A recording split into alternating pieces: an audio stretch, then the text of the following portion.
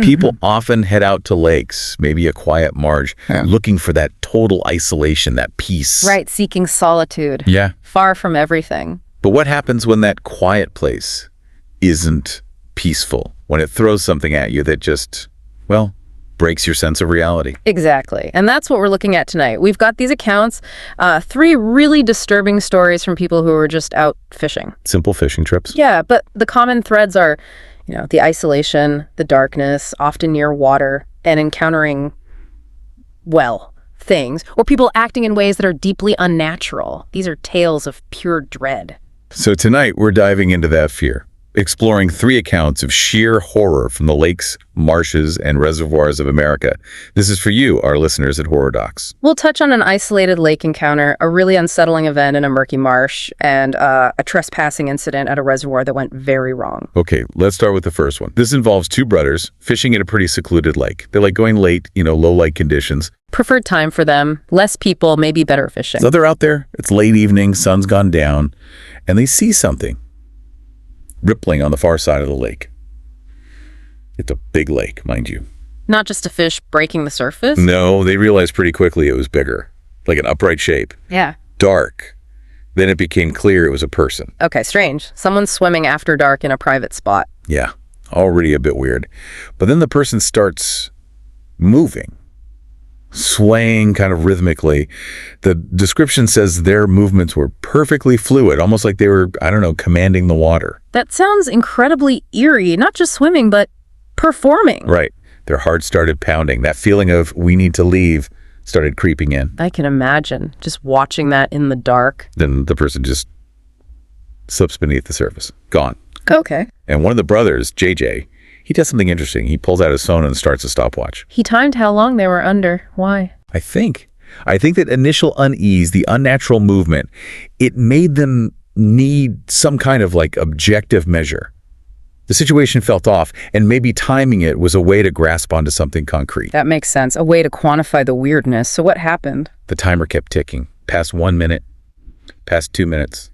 It got close to the 3-minute mark. 3 minutes, holding their breath underwater while swimming in a cold lake. Exactly. Think about that. That's not just a casual swim. That's, it borders on impossible for an average person, especially in those conditions.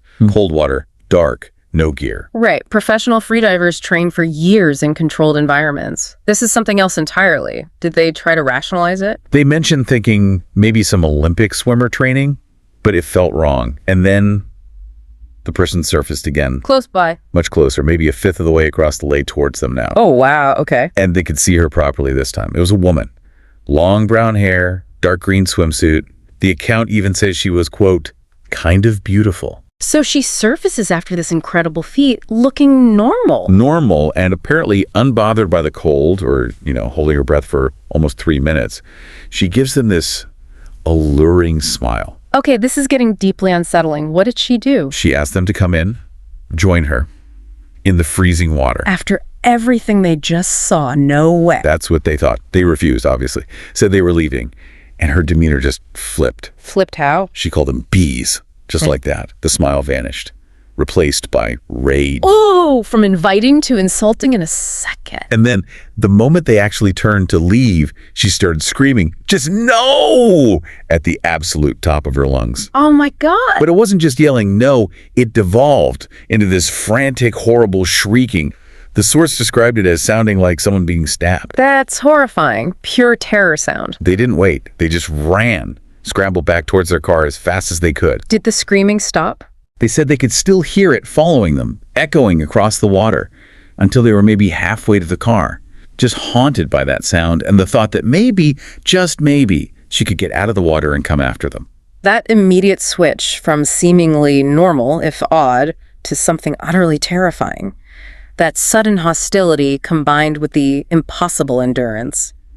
It forces the brain past rational explanations, doesn't it? Yeah, you jump straight to danger, whether it's profound mental illness or something else, something not human. The scream seals it. That irrational threat element, it carries over into our next story too, but in a different way. More about the evidence left behind. Right, the marsh grabber story. This one involves Jay and his friend Angel. They're out marsh fishing in Louisiana. Speckled trout. Okay, different setting, marshland. Isolated again. Completely. Just them in a two-person kayak. Early spring, so the water's cold, murky. You can't see much below the surface. Prime conditions for something unexpected. Exactly. So Angel drops his phone, an expensive one apparently, slips right into the muddy bottom. Water's maybe 4.5 feet deep there. Ugh, terrible feeling. Murky water, can't see it. He's determined to get it back, though. Oh, So despite the cold, he strips down and actually gets into the water, starts feeling around with his feet, trying to locate the phone in the mud. brave. Or maybe just really attached to his phone, that cold water. Yeah, so he's waiting, focused on the bottom. And then suddenly, he just yells out. His entire body is violently flipped forward, head first, right under the water. Yeah. Gone. What? Yeah. Just flipped. By what? Jay, in the kayak, just sees him disappear. Total submersion, instant violence. That sounds terrifying. Did he come back up? Yeah, he bursts out of the muck almost immediately, gasping, screaming at Jay, "We gotta go, and now!" Just pure panic. Did he say what happened? What grabbed him? Later, when they were safe and he'd calmed down a bit, Jay asked him. Angel's description is, well, it's chilling. He said something grabbed his ankle. An animal. A big fish.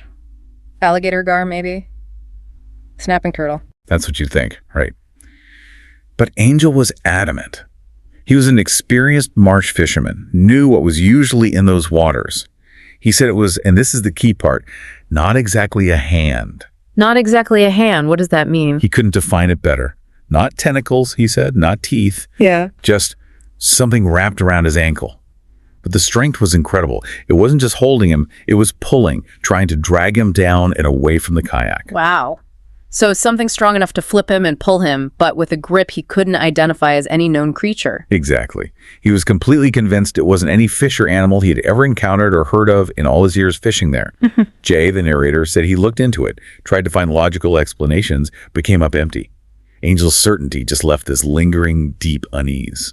And that taps into a really primal fear, doesn't it? The fear of what's under the surface in the murky water where you can't see. Something grabbing you from the unseen depths with unnatural strength and an unidentifiable form. The lack of categorization is terrifying. Yeah. The brain can't slot it into alligator or big catfish. It's just other. And that otherness is profoundly disturbing, especially in such an isolated environment. It leaves no room for logical comfort. Which brings us nicely to the third account, the reservoir. This one involves evidence of panic and then direct observation. Right. This one involves a group of 4 friends.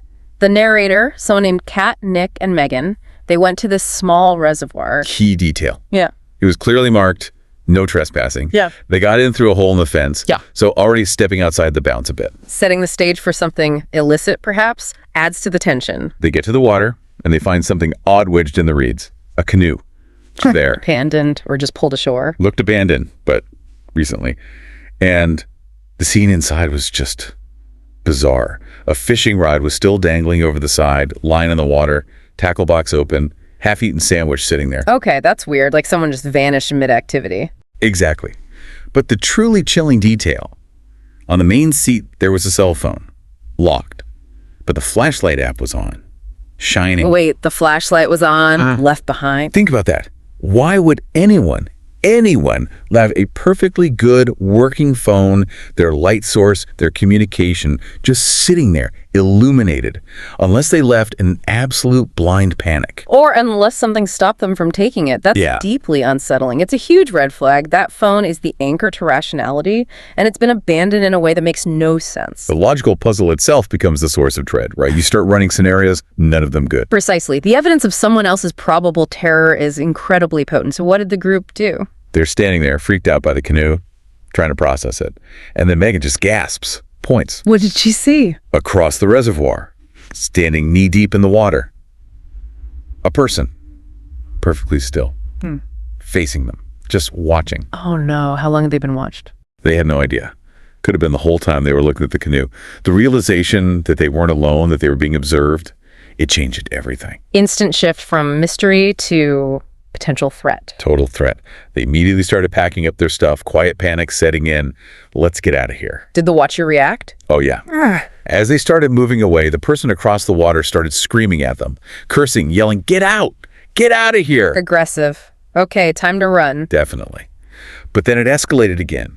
The guy they assumed it was a guy dropped whatever he might have been holding and started swimming directly across the reservoir, straight towards them. Swimming at them. Oh, that's full-on chase mode. Pure panic. They sprinted, back towards the hole in the fence they came through. They could hear splashing getting closer behind them as they scrambled out. That's terrifying. Just the sound of the water, knowing someone is coming after you. They made it to their car, totally breathless, adrenaline pumping, and the conversation immediately started. Yeah. Who was that guy? Was he the owner of the canoe, furious they found it? Or had he done something to the owner of the canoe and they stumbled onto the scene? They didn't know. The horror was in not knowing, and the certainty that they had interrupted something awful and been targeted because of it. They never went back. And you wouldn't, would you? That combination of the eerie discovery and the direct, aggressive pursuit leaves too many terrifying questions unanswered. So wrapping these up, we have 3 accounts, all starting with people seeking quiet solitude near water. And in each case, that solitude wasn't empty. It held something. Inexplicable, unnatural, aggressively hostile. Yeah, whether it was the impossible endurance of the lake swimmer, the unidentifiable force in the marsh, or the watcher turning into a pursuer at the reservoir, the common thread is this sudden, terrifying violation of natural laws or expected human behavior. Things hiding just beneath the surface, literally and figuratively. And it really makes you wonder, doesn't it? Why do these remote, supposedly peaceful, natural settings seem to breed encounters that defy easy explanation? Why are the survivors so often convinced they didn't just encounter wildlife or a disturbed individual, but something fundamentally other? What is it about these isolated waters? That is a truly chilling thought to leave our listeners with. Thank you for joining us on this deep dive into the darkness that can lurk where you least expect it. Be careful where you cast your line next time. Indeed. Before we go, please remember to like, share, and subscribe to our channel, Horror Docs, for more true tales of terror. Good night, and stay safe out there.